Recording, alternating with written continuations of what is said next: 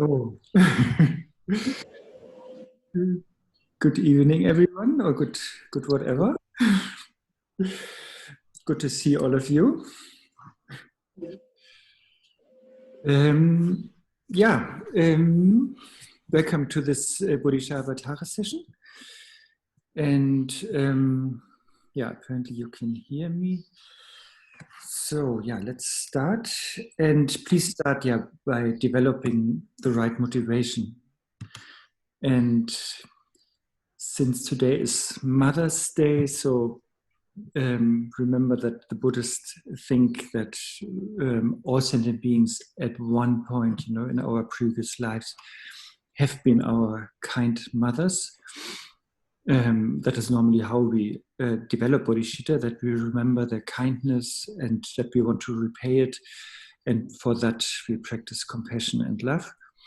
And that then gives rise to bodhicitta. So please do that, Please remember that all sentient beings in all the different lives have been very caring and protective to us or with us. And so please feel that we are all interconnected and that we want to be grateful and give back that kindness that we have received. So please tune your mind with that motivation so that in this light we will study the Bodhicharyavatar.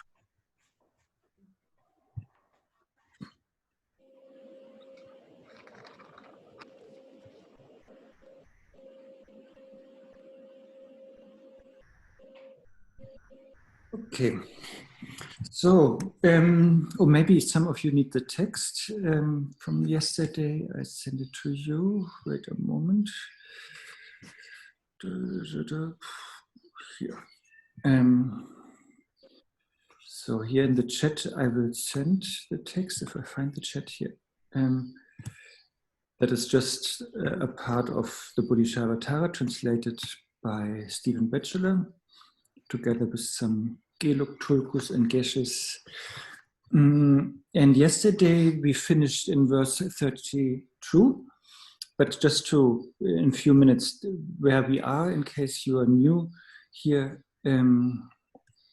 So we are studying, of course, the Bodhicharyavatar by Shantideva, and it's about the way or the style or the conduct of the Bodhisattvas.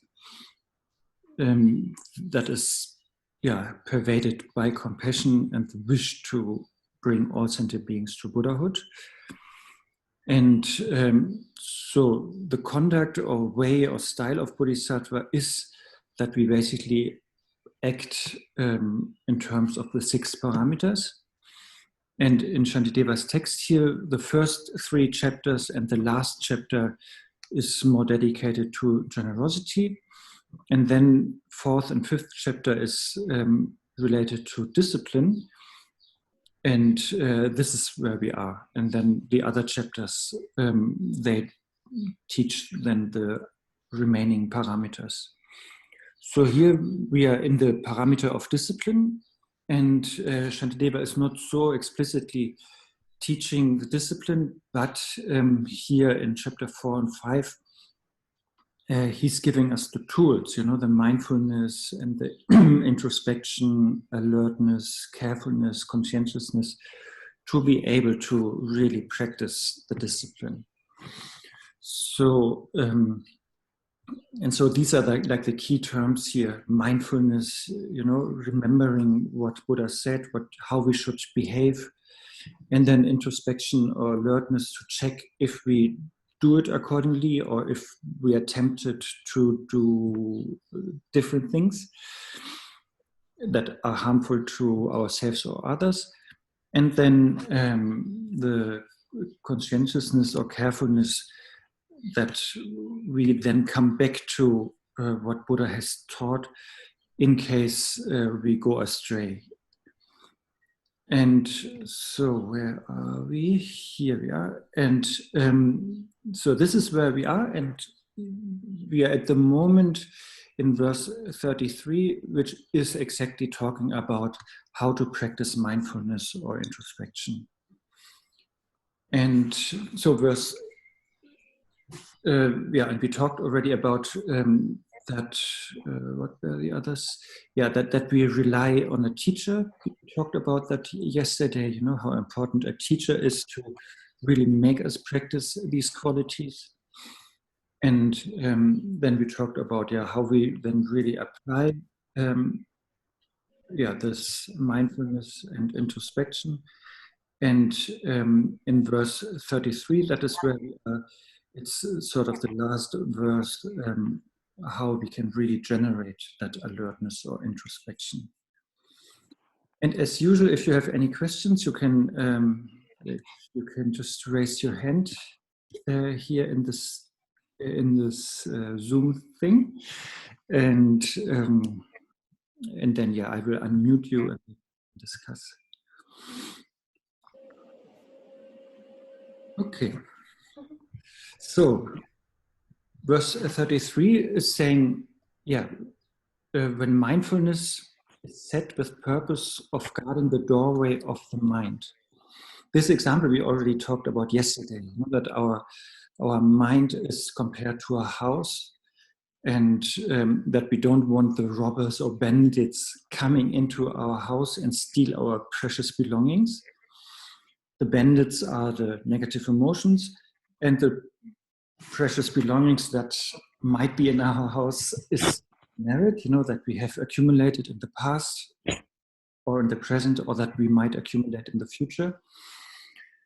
And so we don't want that these robbers enter our house, and therefore here Shantideva is saying, therefore at the gateway, at the doorway of your house, please put the mindfulness there, and be very alert, so then no intruder is coming in.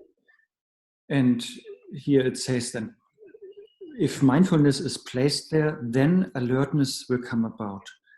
So this alertness or introspection or vigilance, where we really look into our mind and see what is happening in our mind, that will then naturally arise.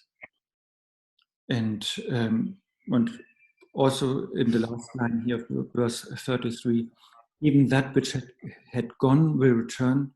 So maybe we just re-strengthen the introspection that we have, or if it was lost or forgotten or scattered, then it comes back.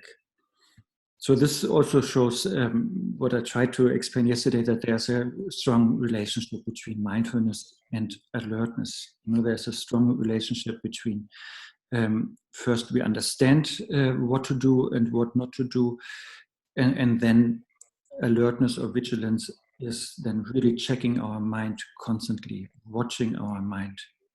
Like Jigme Khensa Rinpoche is calling watcher, for this sheshin in Tibetan, this mind, this alertness or vigilance, that we are just watching. And Tsongtse Khensa Rinpoche is also saying that this sheshin or this vigilance or watcher, that is actually the same thing, in the higher yanas like Mahamudra or Dzogchen, we just watch without interfering. We are just knowing what is happening in our mind. So this knowing here is the most important thing. But of course, here in the Sutrayana context, we are leaving it with the knowing. But then, as I said yesterday, then when we notice and know that our mind is tempted to do dodgy things, then of course, in the Sutrayana context, we apply the antidote of carefulness, so that we remember the benefits of behaving properly, and that we remember the disadvantages of behaving in a dodgy way, and then we come back to our discipline.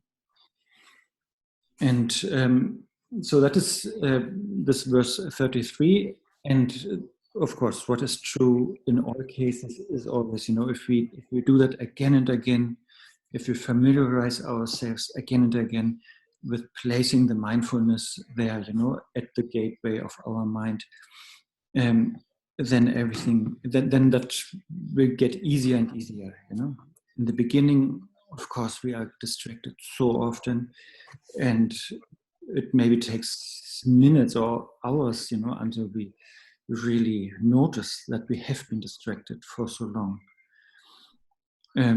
So therefore, it might be quite discouraging in the beginning, but then if we do it again and again with our practice, then we will become better in the sense of being less distracted. And it happens so easily because, normally we have a thought, and that is totally fine. So just one innocent thought is totally fine, but then usually we have another thought built upon that first thought, and then we have already like a chain of thought or chain of thoughts, and it's like a tiny story already, and then comes the third thought and the fourth, and then the story is building up, and we are getting more and more entangled in the story. And every story is sort of taking us away from the presence, or from reality, or from the truth. So therefore, that is here that we notice that as soon as possible and not go into the stories. That is the idea here. I hope that is clear. If not, please raise all your hands you have.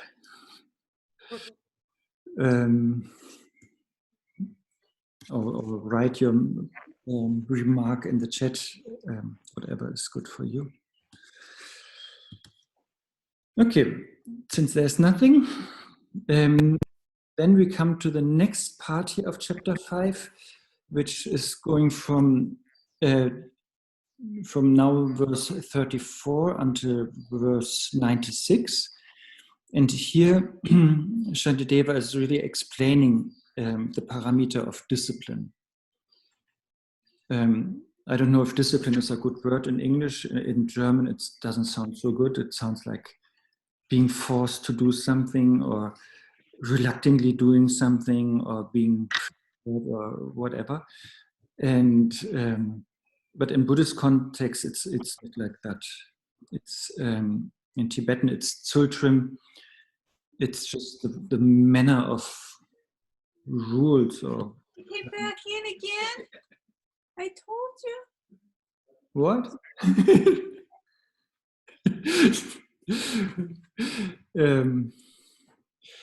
But I just mute you guys, then you can talk. Okay. So what did I want to say?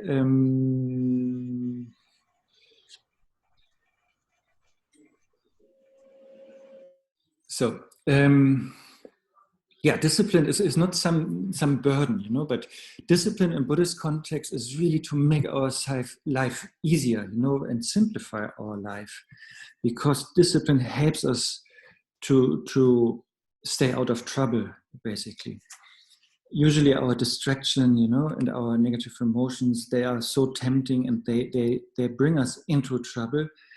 And discipline is the opposite of it. It really makes our life easier, and more simple and more clear by that, and more focused, so that we are not scattered emotionally or mentally or physically, but that we are really on the point, and that we can then do what we really prioritize. Oh, here's a question by Marina. I think you can read it. Is there a difference between being caught up in stories and contemplating a topic which can become chains of stories? Okay, let's assume you're talking about contemplating an important topic, right? I mean, we could contemplate about how to grow potatoes in south of France. That might lead to another story. So to try to answer, Usually, you know, our thought process is very much unconscious, you know, and just like one thought after the other is coming.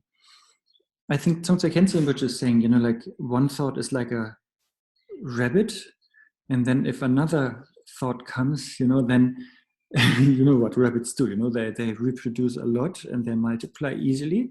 So that is how thoughts normally happen, you know. So therefore we need, yeah, in this example, maybe we need like a anti-conception, you know, to prevent the rabbits to reproduce.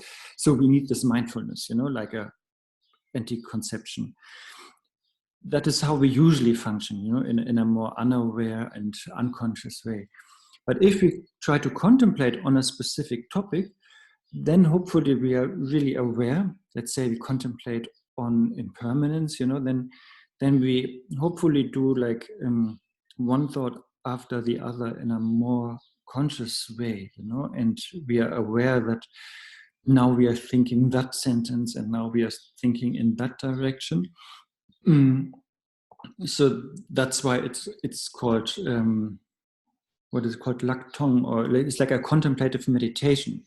So, and since it's a meditation, it has to be aware. It has to be, as non-conceptual, of course, as possible. But we have here analytical meditation that I'm talking about, or you are talking about, I think. So it has to be aware, and at least you have to be present, you know. These two things have to be in this analytical meditation or contemplation when we contemplate or analyze a topic, you know, like impermanence. So therefore we then hopefully are aware in that process and remembering what Buddha or our teachers have said, and then try to apply it to our own lives, you know, and compare it to our own ways of thinking.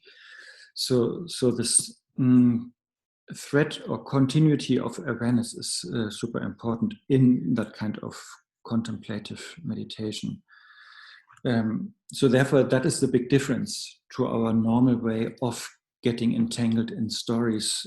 And we are not even aware of it, you know, that's the point, you know. I think of something, you know, and then comes another thought, and then the third thought, and another fourth thought, you know, then a whole story builds up, and maybe like that mental movie is like playing for 20 minutes, and then only I understand, oh wait, I'm totally got entangled and caught up in that story, in that emotion, in that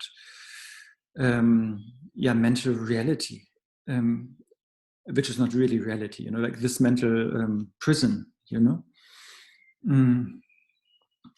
So yes, as Pallavi is writing here, the difference is usually we are totally unaware when one thought leads to the other, but in a contemplative meditation, we are really as aware as possible, and therefore like consciously sort of giving a direction to the contemplation.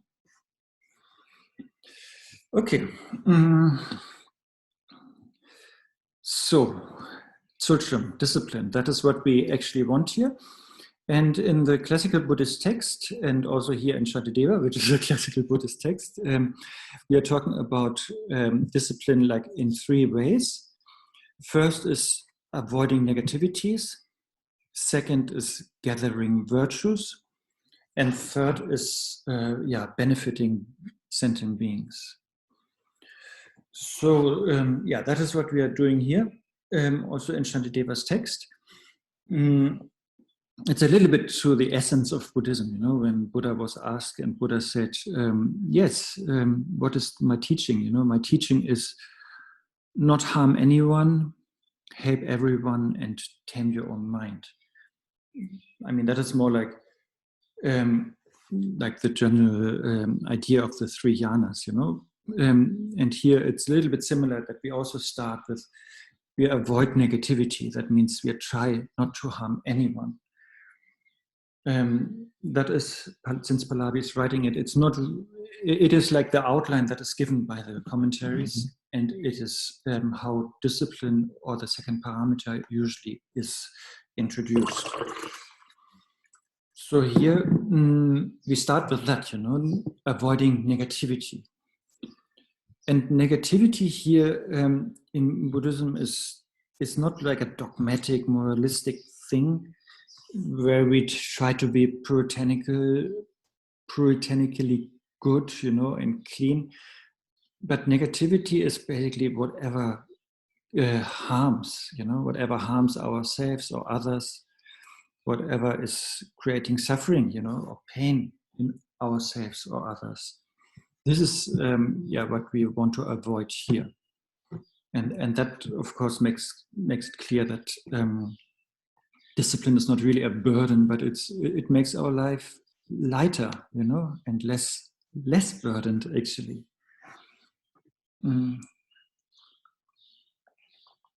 So this part here starts with verse 34.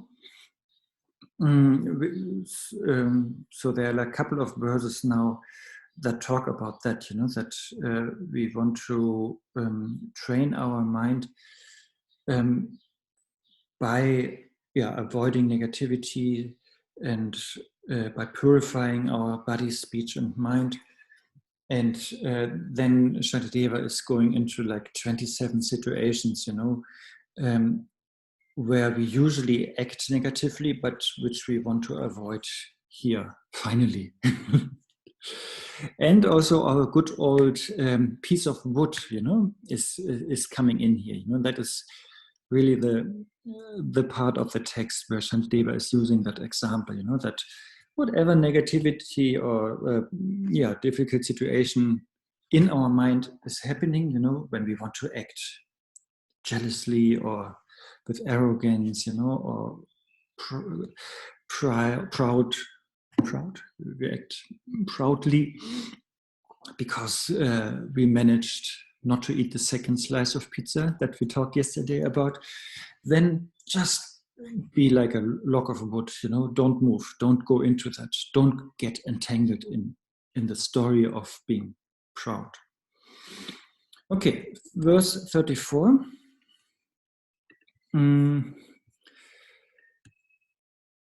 just as I'm about to act, I see that my mind is tainted with defilement. At such a time, I should remain unmovable like a piece of wood. So, first line. First, it is important, that we really know what motivation we have, and then it's important to remember, the teachings of our teacher or Buddha, what motivation we should cultivate and what motivation we should avoid.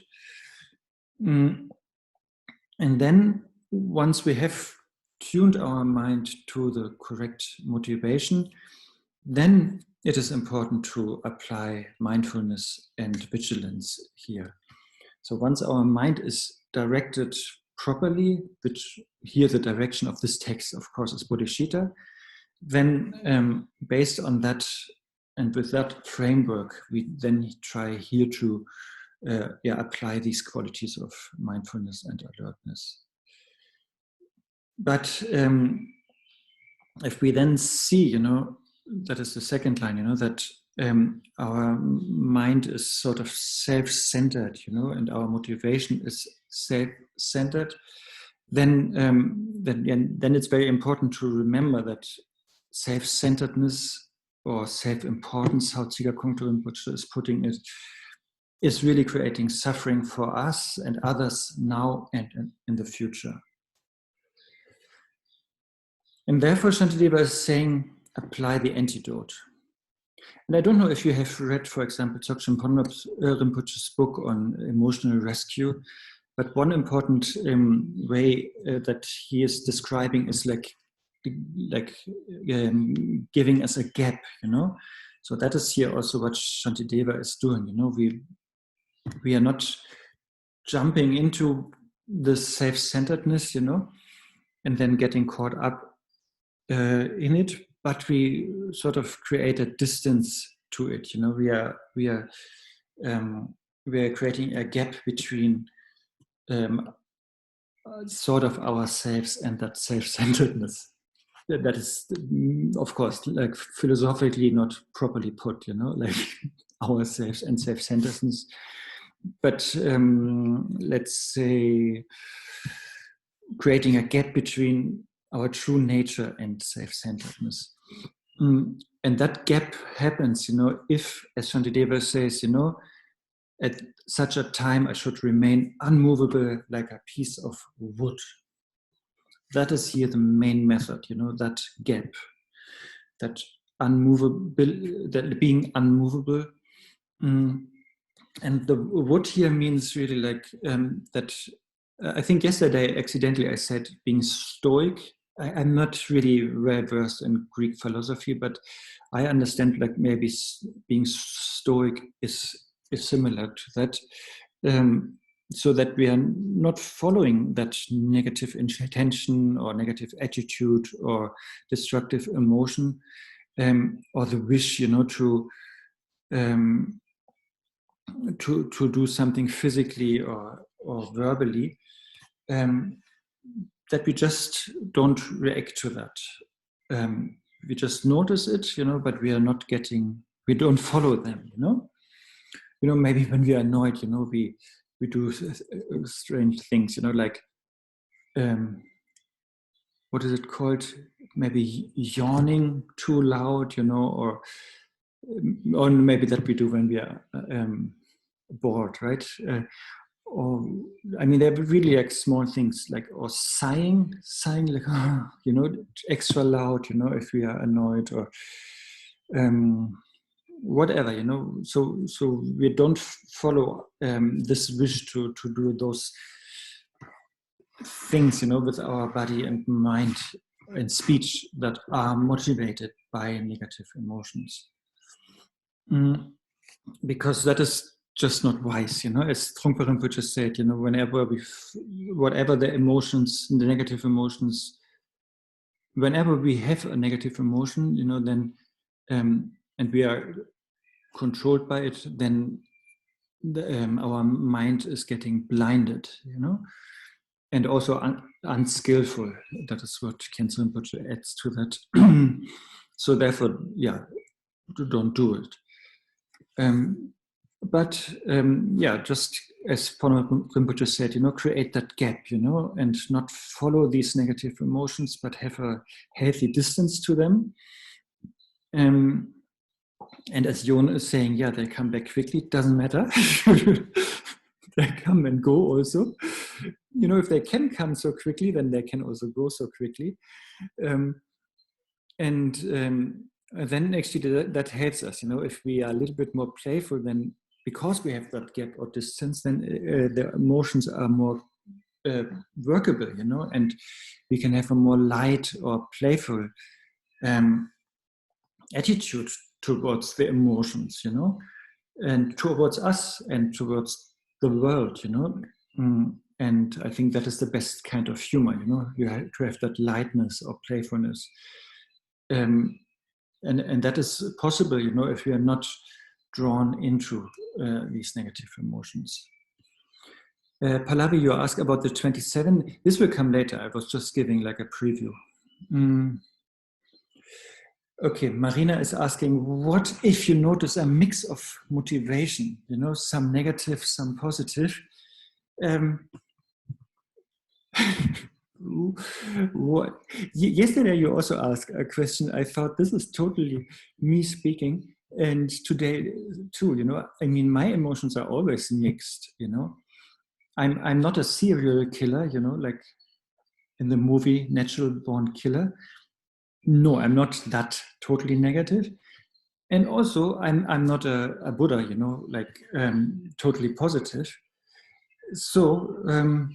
But I'm a very mixed person, I'm in the middle, let's say, of these. And so I have my negative emotions and positive emotions, and often they come together, And I think as long as we are on the path, we have to accept that, we have to accept that even though we sit down and develop compassion and bodhicitta, or even though we are maybe married to a husband and wife, and we say we love you, we have to admit, that there's always a negative emotion in it, a self-centeredness in it, only a Buddha, or maybe high-end bodhisattvas, on the bhumis like 8, 9, and 10, maybe they don't have it really anymore, But in for us, like let's say we are all like ordinary beings on the path, then our emotions are always mixed. And but again, don't feel guilty that this is the case. Don't feel don't beat yourself up. That would be another negative emotion. Like yesterday, if you're then pride of not eating the second slice of pizza, that is then another negative emotion which doesn't help. So likewise here, don't beat yourself up if let's say you practice compassion or bodhichitta, but then some negativity comes in. That is just the definition of somebody on the path, it's imperfection. But I think His Holiness Dewa Khyentse Rinpoche gave that advice.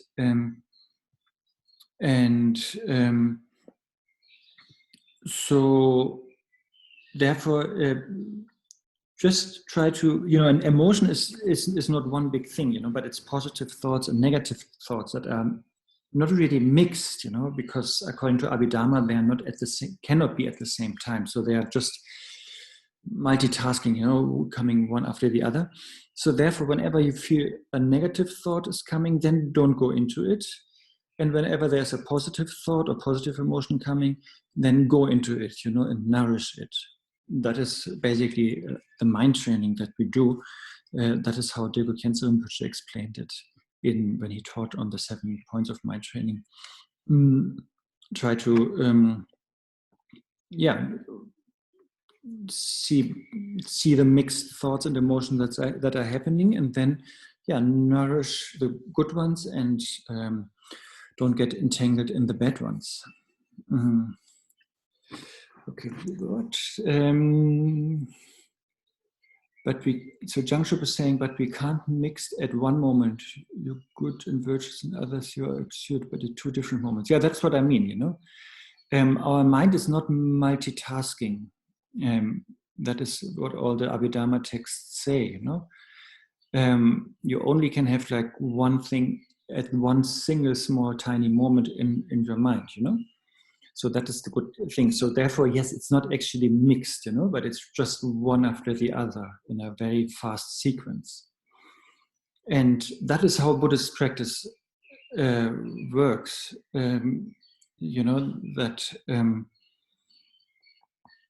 That you just try to put positive thoughts in, that is sort of in the beginning how Buddhist practice works, that you put as much positive thoughts into your mind and not going into negative ones, and that because as long as you have a positive thought in that moment or that period of time, you can't have a negative.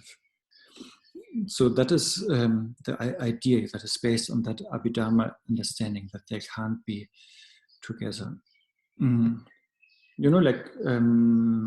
What are we doing here? Discipline, So we try to bring discipline in our mind, and that cancels out the opportunity to do negative things. In the next chapter, chapter 6, we try to bring patience in our mind, and that cancels out the chance in that moment to be angry or full of hate. And then in the 7th chapter, we bring enthusiasm or joyful diligence in your mind, and that cancels out laziness. In that moment, then of course, as Jon says, like laziness or the emotions come back. But again, then our antidote has to come back.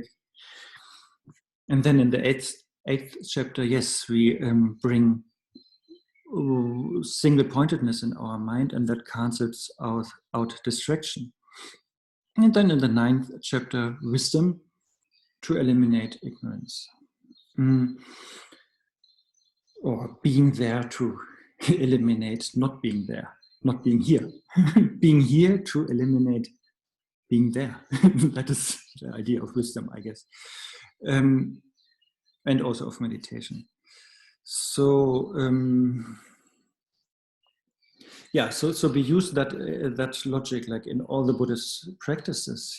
If we have also in Vajrayana, we train in pure perception, and as long as you are in that pure perception, in that moment you don't have an impure perception, and that's it.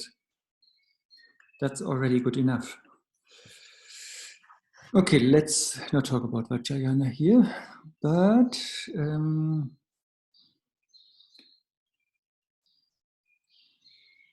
I don't know, Media, why you sent that to me privately. If you have a question that write something publicly, please. Actually, it's good that you're not raising hands, otherwise I don't know where to look. There are so many things here. Okay, so where are we? Yes, we are here in verse 34. So, and here it's important, to be quick, immediately, whenever we see some negative thing is happening in our mind, that we apply the antidote quickly. In German, we say, wäre den Anfängen. I don't know if that makes sense to you. It means like really right from the beginning of the obscuration or emotion, like stop it, right from the beginning. I think in English it's like a stitch in time saves 9, so you do something from the very beginning until that is not really getting big. I'm sure if you work in the garden, you know that, if you have something that you call weed, something, not the good weed that you smoke, but the weed that you want to get rid of, then of course, if it's a small, sprout, then it's very easy to take it out, But once it's a tree, of course, it's more difficult to take it out. Or in my kitchen is always the example, if I don't clean the plate like quickly, then the sauce gets very dried, and then it's more difficult to clean the plate. So therefore, that is also the idea here, that we quickly apply the antidote. So as soon as we see some distraction or negativity in our mind, and for that we need the introspection, the alertness to see it. That moment, as quick as possible, we apply the antidote.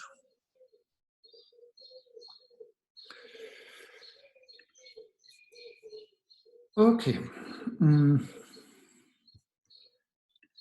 And then verse 35.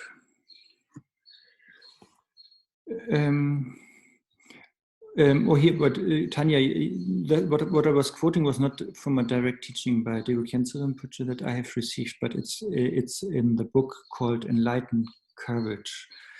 It's a commentary by Devakyansa Rinpoche on the 7 point of mind training. And there at some point he's writing or saying or teaching that. Okay, then verse 35 is to avoid distraction, or degeneration in our mind.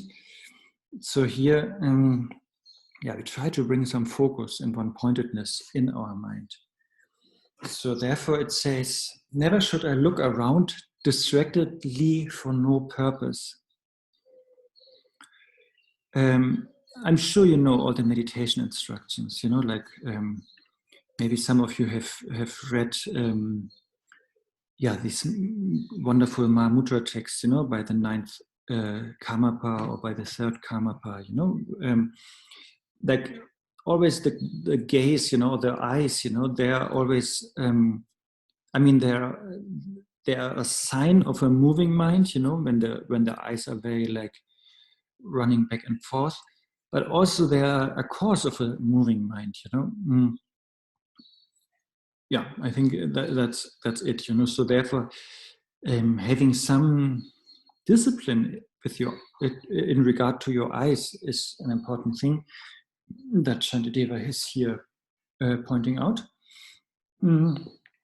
so he's saying in the first two lines of verse 35, that we should not look like meaninglessly, around, and oh, what are others doing, or what fault can I find, or who is at fault here, and or yeah, how to impress others, like those things, and that is not the motivation or the way how we should look at the world or at other people, but we should do the following. With a resolute mind, I should always keep my eyes cast downwards. That is a little bit like advice for monks and nuns actually. I don't know, for those who know Dotoku, he sometimes said, when he was a monk for 12 or 13 years, that was really a great time, he says, because he was, for many years, he was not even looking into a face of a woman. Again, that is not about a woman's face is not something bad, it's just, as a monk, if you're heterosexual, then your idea is to restrain your sexual desire, so that's why, and for nuns, of course, if you're heterosexual, then you should not look into the face of men, so the point is, you always have, if you're ordained, you have this advice to have like half open eyes, and look downwardly, like following your nose tip, and you look down a little bit like a meditation, which also helps, I mean, the aim is the same, to be one-pointedly. So just like looking down, following your nose tip to the ground, and and just leaving your eyes like that. And then that is, of course, only the physical help. But then mentally, we should, of course, be aware of what to do and what not to do, like the conduct. And also here, some commentators say we should also be aware of emptiness, that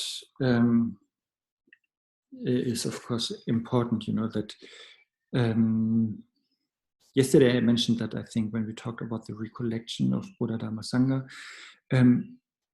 we should, like here in discipline, we should not get dogmatic, or like like following the rules, kind of obsessed by that, but we should like here in this context, of course, we should understand the importance of discipline, that is a training on the relative truth level, and on that relative truth level, yes, everything is important, it's important to do the things that bring happiness, and it's important to avoid things that create suffering.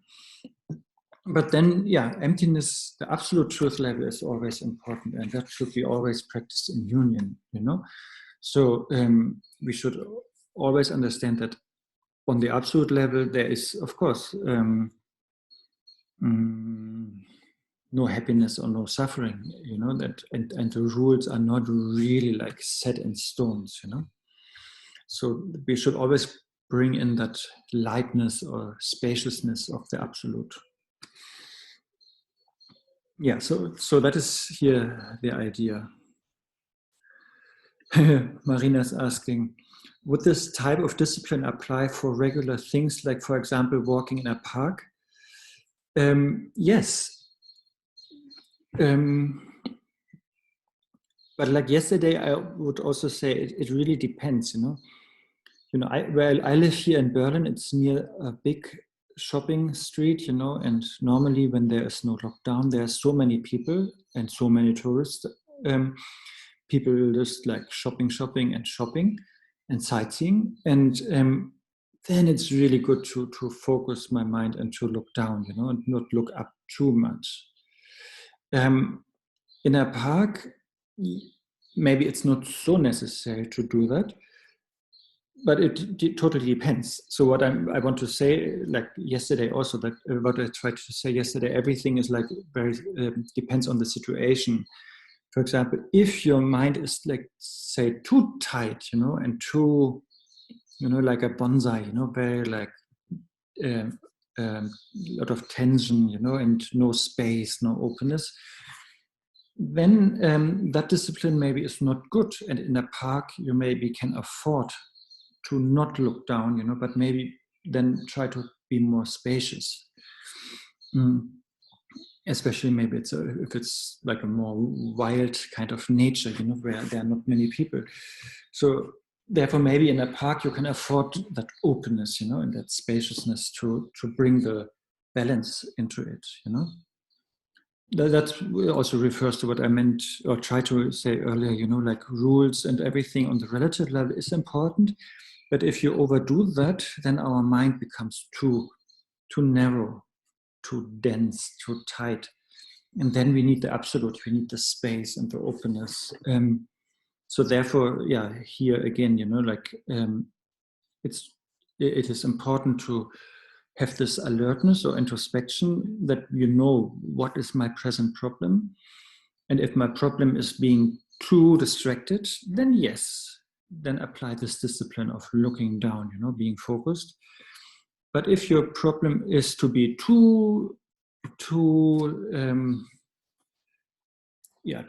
unrelaxed, too tense, then that method might not, at that moment, might not be the best method. Then maybe it's more good to look outwardly, look up a little bit, feeling the space, looking at the sky,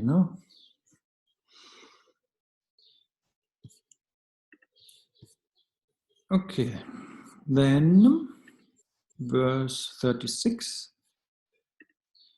And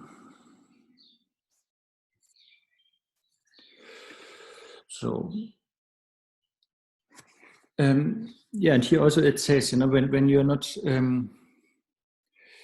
I just read it. But in order to relax the gaze, because sometimes maybe looking down is too tense, for a short while I should look around, to bring some balance. So therefore, but of course we do that calmly, not like scatteredly, but very calmly. We lift our gaze, and feel the space, and we relax our eyes and our mind, hopefully. And then if somebody appears in my field of vision, that's so nice. If then somebody appears in front of us, then I should look at him or her and say, welcome. So here Shantideva is, I think, yes, like Dzongchen Khenchen, which is often saying that, then we should react to that person in a friendly, kind manner according to the local custom, So smiling might be a good thing in Germany, at least, or saying nice words, welcoming somebody in my field of vision. That is definitely a beneficial method, But then, of course, if you are living on Jupiter and maybe, I don't know, showing your tongue is the welcoming gesture, then do that,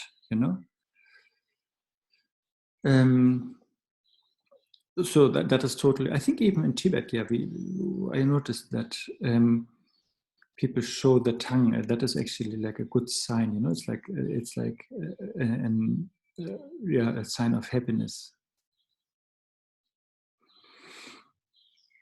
Okay, Medya wrote a lot. Arne said, if the stanza is an example for Shantideva to develop our discipline, of course, discipline is needed to cultivate awareness.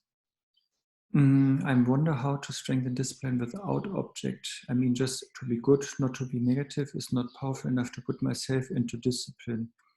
I'm asking about more applicable practice to build the confidence in me as I'm training to be courageous in taking this bodhisattva behavior.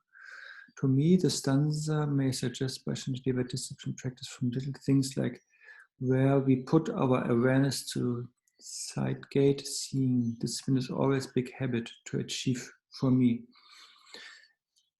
I mean, here, since we are talking about Mahayana, this is like bodhichitta is the discipline, that is really your rule. That is your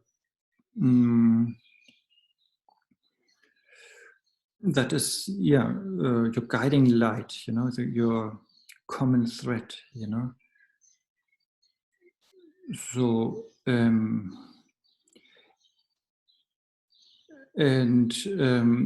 to be good and not to be negative, of course, that's not enough, but that is the whole text is explaining exactly that, there will be many things that will be explained what good or to be good means, and then there will be many things explained what negative means, So, and therefore it is important to study the text and with all the details, because for some people, just a simple instruction is not powerful enough. And so then some people need more details, and therefore Shantideva composed like 960 verses or something. But then, of course, there are also people who are lovers of the essence, and for them, then maybe just one sentence is enough, So therefore, it's important to see what is helpful for you. Sometimes details are good, but then one is getting lost in the details, and sometimes shortness is good, but then maybe it becomes too superficial or not powerful enough. So therefore, yes, it's sort of up to the reader, up to the audience, up to us practitioners to see what we need in that present moment. Shantideva normally is starting each topic, or each chapter with a short summary. So that is for those who love the short versions. And then there's also a long, detailed explanation than usually. But we will come soon, to like 27 situations where we apply these prescribed behaviors. Okay. 37. And this is, I'm sure that we can understand it metaphorically as well, but this apparently is really like related to how monks and nuns used to live, at Buddha's time in India. They had to travel, like, on foot, by foot, through forests and valleys and mountains, and then maybe cliffs and wild animals. So it was dangerous, So here there's a certain discipline, how to protect oneself, when walking and traveling on dangerous paths. Actually, back to Medya's question, this is like Tsongsa Khyentse Rinpoche is often praising, that Bodhicharyavatarā, because it's so applicable, because it's every little thing is explained, how to wash your hand, how to point the direction, and so on.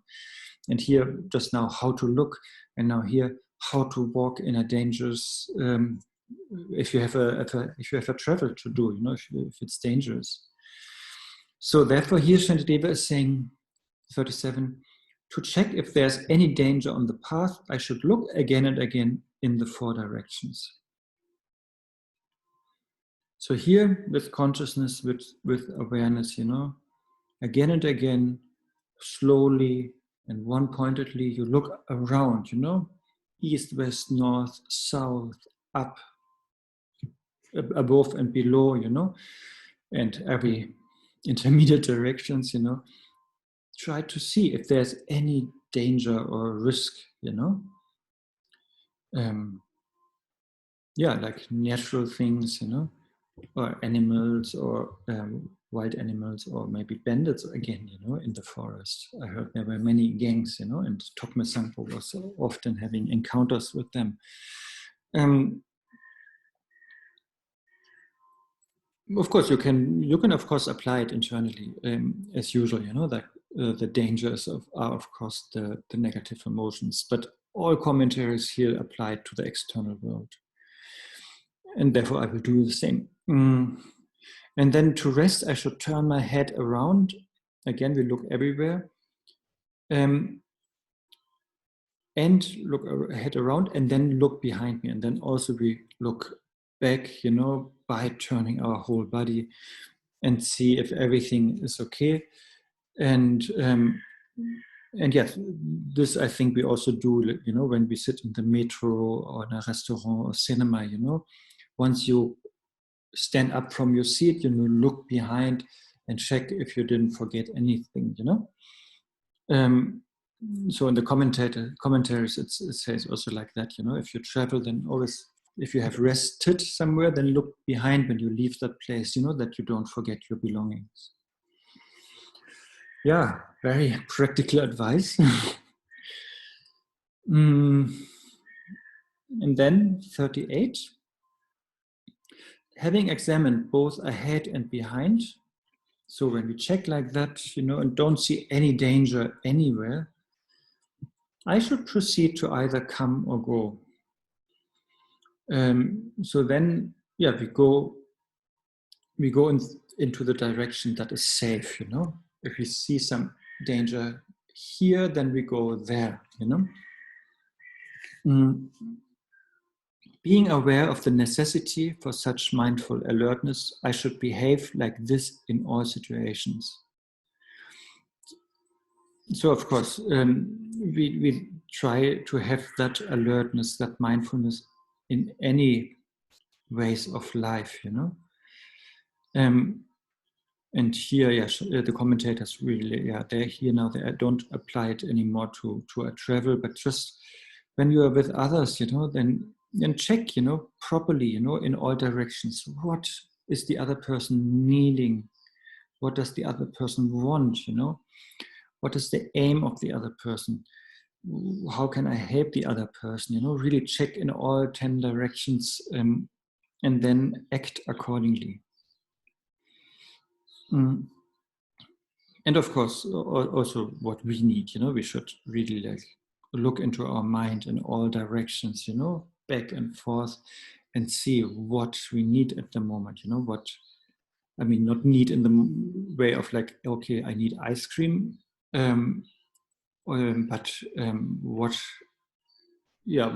is there any thing that needs a remedy in my mental state at the moment? And this checking, that is here the important point, and Tsongtse Khensa Rinpoche says here in this verse it starts, and also in the next verse it's coming. There's a little bit implicitly a teaching on the four mindfulnesses.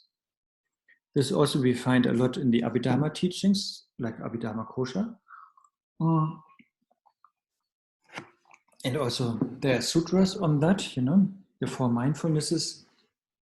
And also we have a very Madhyamika approach on the four mindfulnesses in the 9th chapter here by Shantideva. And the four mindfulnesses, they always have the same object, body, feeling, mind, and phenomena, or dharmas, or reference points. But then but then in the different yanas, there are a little bit different ways of being mindful of these same objects. Yeah, so we try to be, especially the first three are important, because body, feeling, and mind, these are the first three. This is normally the thing that we identify with. Wait, I need some light here. Normally, this is my body, if somebody is stepping on my toes, don't step on me, or I am, my feelings is something we really identify with, I am jealous, I have all the right to do so. Or the mind, yes, that is me, perceiving things, Dzogchen Ponop Rinpoche is saying, according to the Brahmana teachings, the mind that is clear and aware. So, So we identify with this clarity or awareness, that we have. So that is normally how we identify, and of course names and everything. But name is more like the fourth mindfulness, regarding to Dharma, Dharma here in not in capital letters but small, like phenomena or reference points. So anyway, so here it is important with mindfulness and alertness to know the state or the movement of our body, of our feeling, of our mind, and then again not to get entangled in the movements of these. It is therefore helpful to remain like a piece of wood. I'm sure you have heard that from Tsongtse Khyentse Rinpoche, this just sitting, which comes from Japanese Buddhist tradition, I think, or Chinese, where you just sit, that is also like remaining like a piece of wood. I think that is again the stoicness, or is also that creating the gap kind of thing. So that means we are just sitting, we are not visualizing, we are not sending lights in and out. We are no mantras to be recited, no mudras to be performed, no sadhanas to be read, nothing. But we just sit and we are mindful and aware of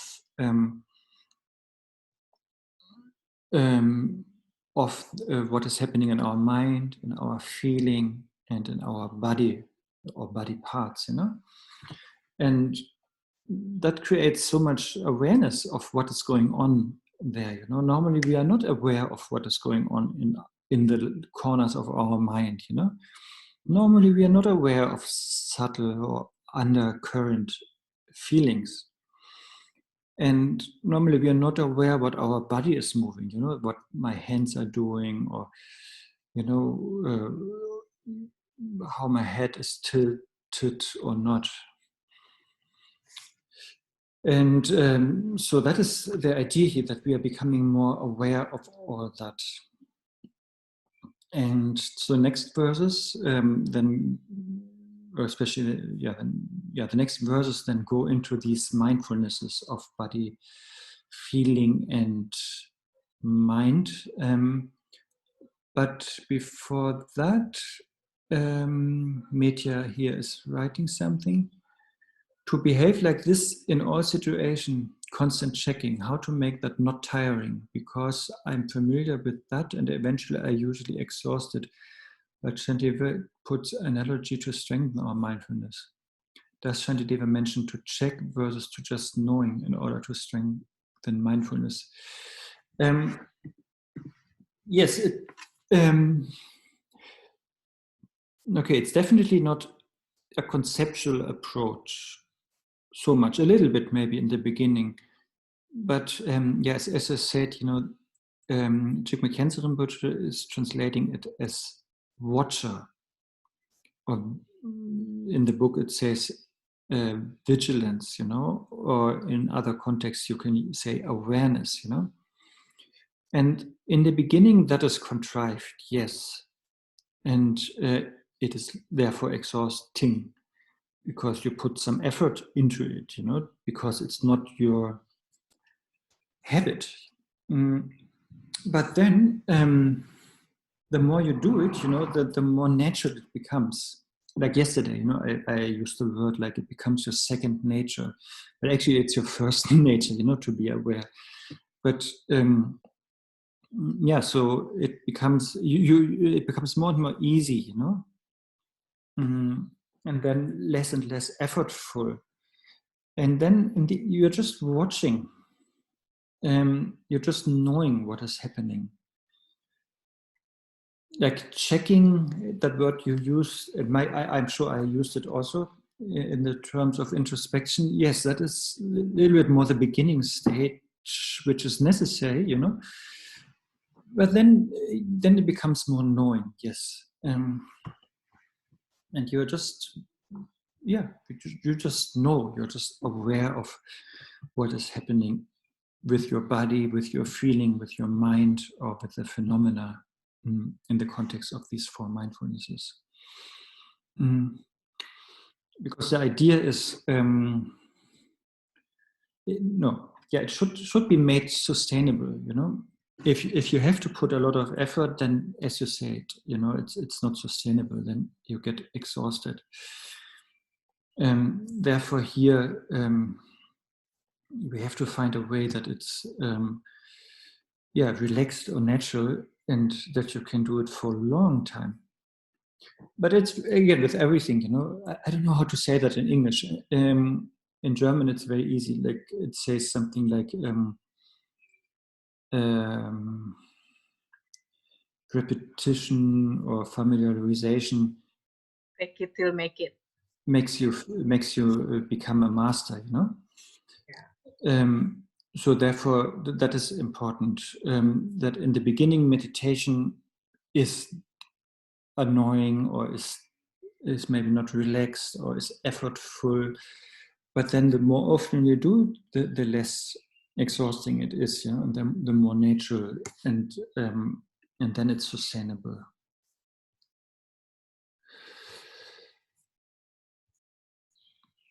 Yes. I hope that makes sense. Okay, and then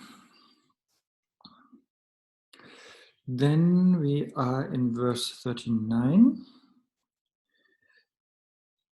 And normally the thing is, normally we don't have that awareness. We don't have that mindfulness. We don't have the knowing.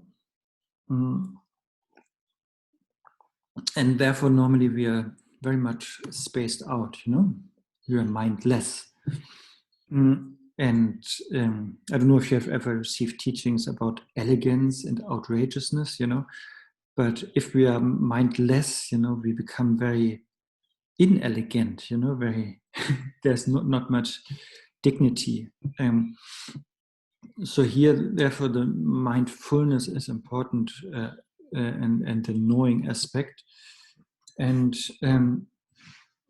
so verse 39 is saying, once having prepared for an action with this thought, my body will remain in such a way, then periodically I should look to see how the body is being maintained. So obviously here it's more about mindfulness of the body that Shantideva is referring to, according to Tsongtsa Khyentse Rinpoche. And so whatever we do with our body, and normally, there are like four activities, right? Like walking, laying down, I think sitting and moving around, or eating. I forgot. So whatever our body is doing out of these, you know, and we should first, for example, now when we are sitting, you know, we should be, in the beginning, we should decide, you know, about our physical posture. And so I want to place my body like this, in this posture, you know, like in meditation, often we have the 7-point posture of Vajrayana. But whatever is good for you, the main thing is your spine is straight. So that is sort of how we want to sit. And then the second 2 lines here of 39, then again and again I examine, you know, from time to time, I examine, or I know, or I check, or I'm aware of what my body is doing. And then I examine myself, you know, again and again, you know. And that is now the mindfulness of the body, you know. You ask yourself, okay, what is my body posture now, you know? Is it like lopsided, you know, or crooked, or is it straight, you know? How are my eyes? How is my mouth? What are my hands doing? And all of that. So that is here important to just be aware, you know, what the body is doing. And as Tanya said, in yoga and many other traditions, that is the case. You know, that is important to know. And and we should have that awareness. And from Buddhist point of view, that helps us really to be here, you know. We can use the breathing, you know, and Dzogchen Ponlop Rinpoche says, you know, the breathing is very good because it's always there and it's for free, and it's happening naturally. So we can also use the breathing, you know, how is my breathing, to come back to the body, to be here more in the present moment. So these are like questions we can ask, you know, what is my body doing at this moment? Without judging it, you know, just observing it, just watching it.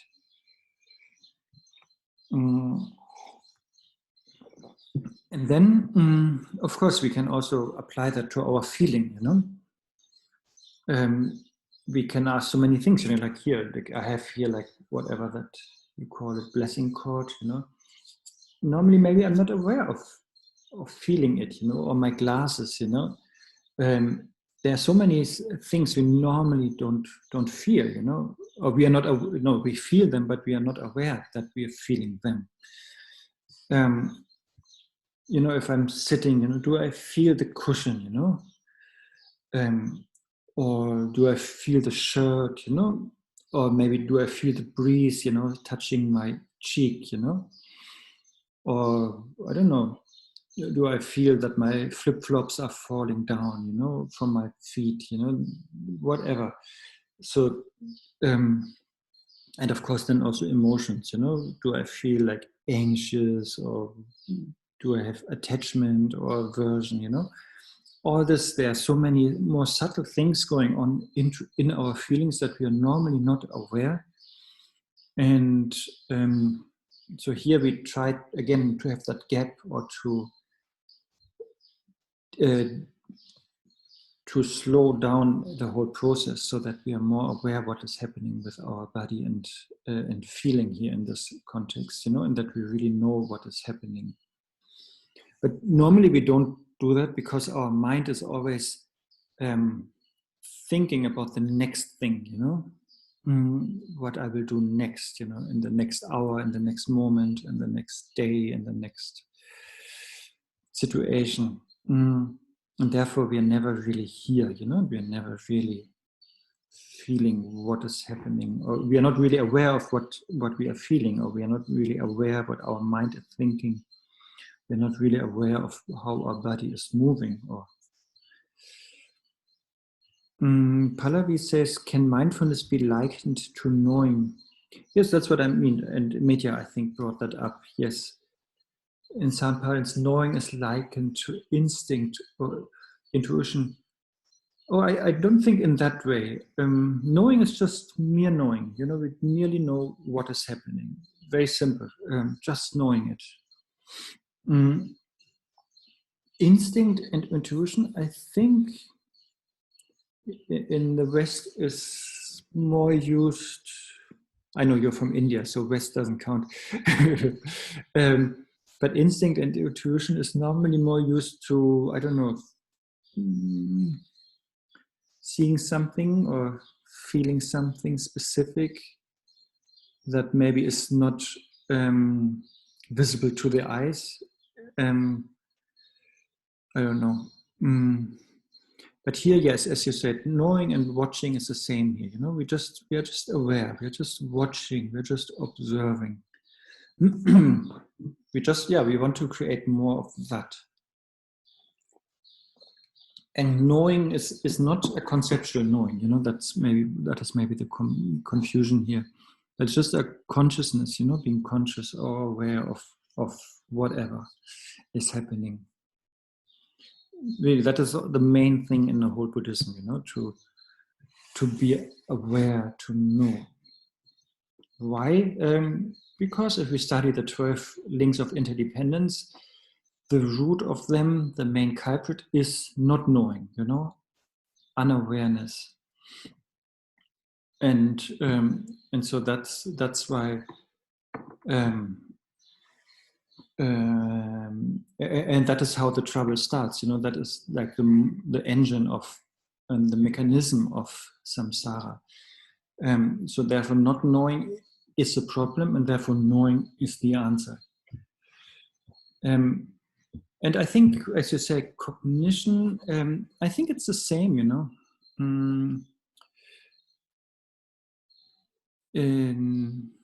Like even etymologically, you know, cog and know, it all comes actually from Sanskrit, from jnana, you know, jna. And then we have Greek like gignosko, or Latin like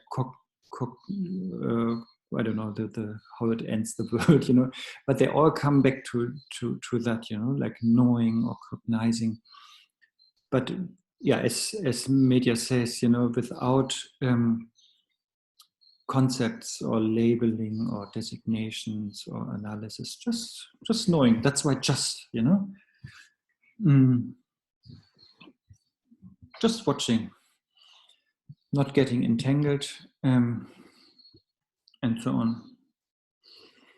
It's a little bit difficult because, again, we are so used to get entangled. We are so used to put names onto it, you know. We're so used to like it or dislike whatever is happening. So that is a little bit, quite our habit, you know, which is totally samsaric, and therefore we have to undo that habit, you know. Yeah, sometimes, you know, when you are like, let's say you are here, we have a nice park, you know, in Berlin called Zoologischer Garten. And then there are nice trees and nice plants and maybe nice butterflies or birds. And I was there on Friday. But if you, on Friday, what I'm just saying now is not, this didn't happen on Friday, you know, but like sometimes, you know, like last year I was with somebody, and then that somebody was like, yeah, when there's a nice bird, then this person has the urge to know the name of the bird, you know, to put a label on it, or on a nice plant, you know, or on a nice whatever, a butterfly. And that sometimes I have the feeling, you know, this labeling process distance us from the phenomena, you know, or from appreciating the beauty, because we want to put things into boxes or relate to it in a certain label, conceptual designation kind of way. So I think that should not be done like that here, you know, but here it's just watching. Here's just being aware of whatever is happening. You know, just being aware that my hand is moving, you know. That's it, you know. No need to say it's fast or hectic or useless or elegant. Yeah. Okay. Then verse 40, with the utmost effort. So here we are effort, you know. In the beginning, effort is super important. Otherwise, we will not change, you know. But then by training, everything becomes effortless. So with the utmost effort, I should check to see that the crazed elephant of my mind is not wandering off, but is bound to the great pillar of thinking about Dharma.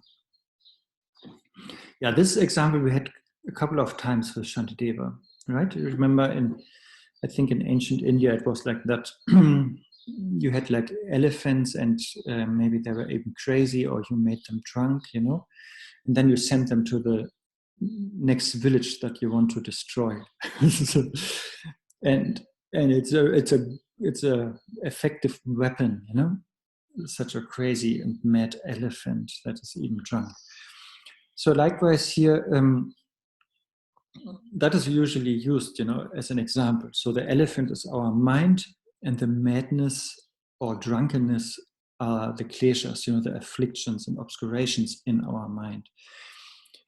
And yes, that mad elephant out there can can destroy the neighboring village, which means that mind that is so full of afflictions can do so much harm.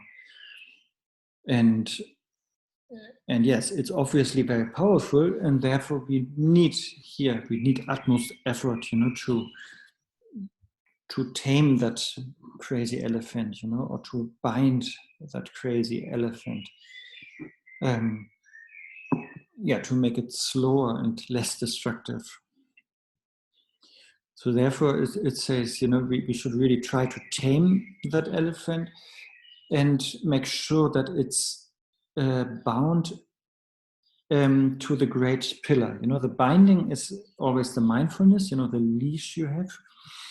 And the pillar is the Dharma. And or maybe a specific topic of the Dharma, bodhichitta or whatever you want. And so you put your mind very closely, bind your mind very closely to that strong pillar. It's a strong pillar, the Dharma. And that will help taming the elephant, taming our crazy, drunken mind. Yeah, but and I'm sure you have seen also the 9 stages of shamatha. There's also the elephant is shown. And there's also the rope of mindfulness and all of that. And here Marina is saying, yes, exactly. When you say bind the mind, it is like directing the mind to contemplate on that Dharma topic. Yes, on something what is positive and truthful. Yes. You can also bind the mind by drinking a lot of vodka. Maybe, like then maybe your mind is less wild. It also works, but it's not again, not so sustainable and has more side effects. Therefore, Dharma, if you translate Dharma as truth, then yes, we want to bind our mind to the truth. That is sustainable. That is that doesn't have side effects. Because if your pillar here, that is mentioned by Shantideva, is something that has side effects, like vodka or smoking or whatever, then you create just other problems while trying to solve the first one, and then you have the second problem, and then you need a second pillar, and it could go on and on. Therefore, always try to find a good pillar here that is reliable and that is really the solution. And Dharma, as translated as the truth, is the solution. Or bodhichitta, as the motivation, is the solution without side effects. So therefore, that is something we can happily bind our mind to.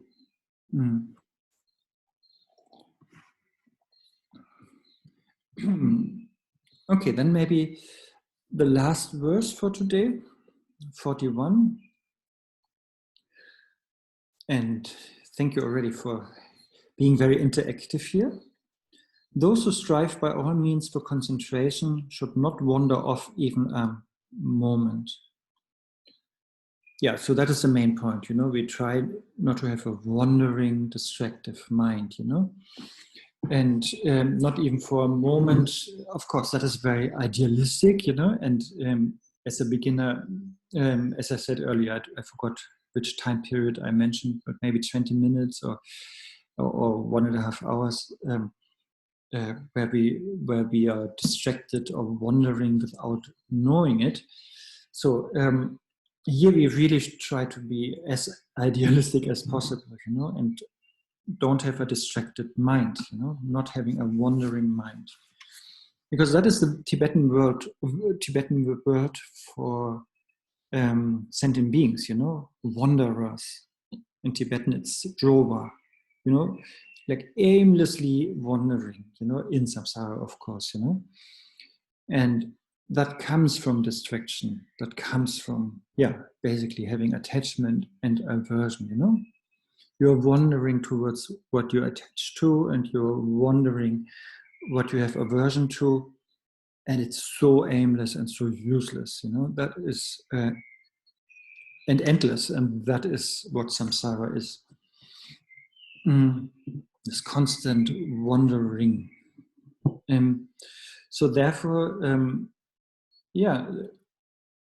basically the moment you're not wandering, in that moment you're out of samsara, but the moment you're wandering, you are the usual samsaric suspect here. And therefore here the third mindfulness is important. By thinking, how is my mind behaving? So here we are trying to, again, knowing, being aware, being mindful, being vigilant about our mind. And also, and that comes here, that is a little bit Madhyamika specific, which comes a lot in the 9th chapter.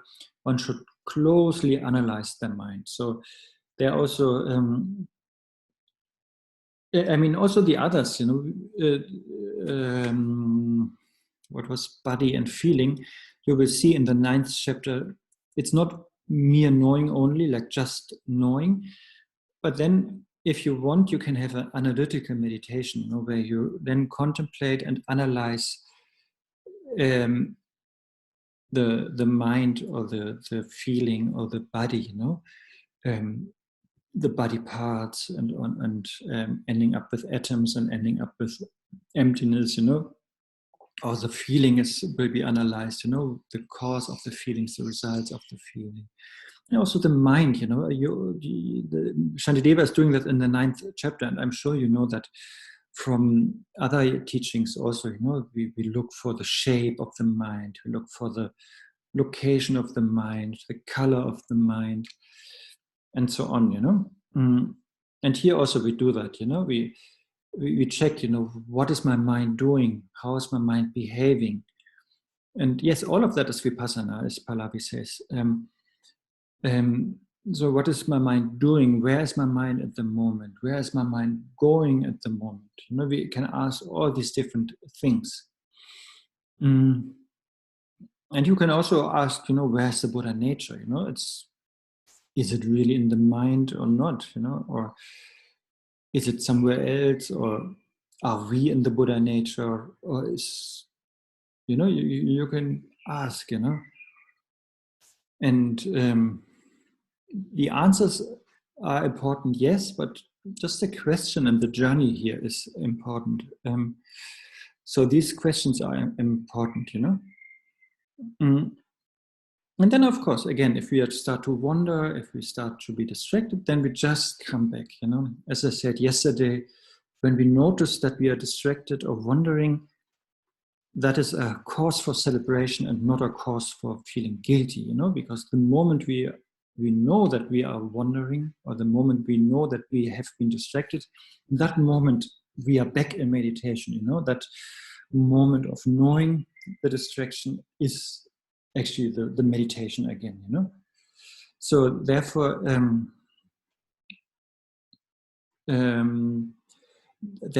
that can be done again and again. Okay, that's it for today. And there's one question from Berlin. What is the relation between vigilance and discipline? Was that the same, or is one a method and the other something to accomplish? Yes, it's a method. Vigilance is a method to accomplish discipline. So there are like 5 steps usually explained. First step is like understanding the Dharma and what is to adopt and what is to avoid. Like lying should be avoided and honesty should be adopted, for example. That is the first step. And then the second step is mindfulness or remembrance, where we remind ourselves, of what the teachers have said. Lying should not be done, and honesty should be done. Just remembering that. And then the third step is vigilance. So we just watch our mind and our speech in this example of lying. And then we check, oh, am I tempted to lie? And that is the vigilance to know, oh, there is a temptation to lie. And then the fourth step then is carefulness or conscientiousness, where we then remember, yeah, lying creates problems, honesty is more truthful. That is what my teacher has said, that is what I understand. Therefore, I'm not following my temptations to lie. That is then the fourth step of carefulness or conscientiousness, which is covered in the chapter 4 of Bodhicharyavatar. And then the next step then is discipline, because then we are really, the discipline is then really the result, then we really made sure that we are not lying, but by that we really make sure that we follow the instructions of our teachers, which is honesty in that example. And that is the discipline. We then live truthfully, honestly, straightforwardly. And that is the result. That is then number 5, the discipline. Yes. So everything else was all the 4 steps first, the study and hearing and contemplation on the Dharma, then the mindfulness and remembrance, then the vigilance, and then the carefulness. All this are just methods and tools to accomplish that discipline of honesty in this example. Okay, I hope that makes sense. And yeah, that's it for today. Thank you for your attentiveness. And yes, let's meet soon again. Medya asked already. And yes, please take good care. Please, I don't know yet when the next session is. I have to check the calendar and then it will be sent around. Please dedicate the merit to all sentient beings who are unfortunately suffering, even though they want to be happy. And unfortunately, they create more causes for suffering because they are ignorant. And we are not looking down at ignorance. We all have that. So it's a sad situation, samsara, and at the moment we have extra sadness with many people dying and suffering from the virus. So whatever positive came out of the session, please dedicate that to all beings in general, and of course everybody who is especially suffering at the moment in particular. And thank you guys, and hope to see you soon. Bye bye. And it was very nice to see the videos again today. So many faces from somewhere. Okay, thank you. Take good care.